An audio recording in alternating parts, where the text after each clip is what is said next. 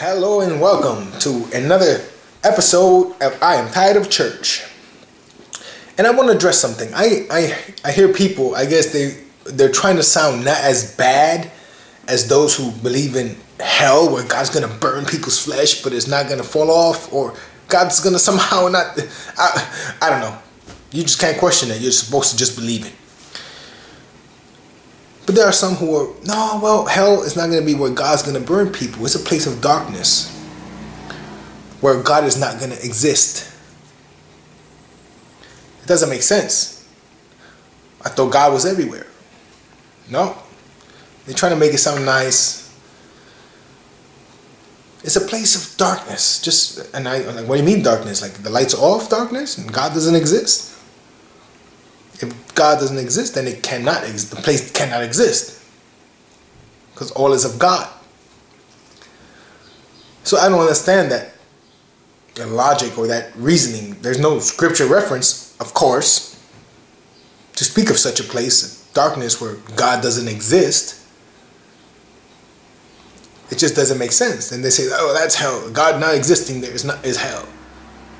But then they'll say, well, God is there, but they're just paying for their punishment. Well, if God is there, then there is no darkness, because where God is, there is light. So how does that make sense? It doesn't have to make sense. You just have to believe it. You understand? Well, no, I don't want to believe it. No, you don't question it. You just believe it. I mean, that's cute. It's cute, but it's nicer than God burning people forever and ever.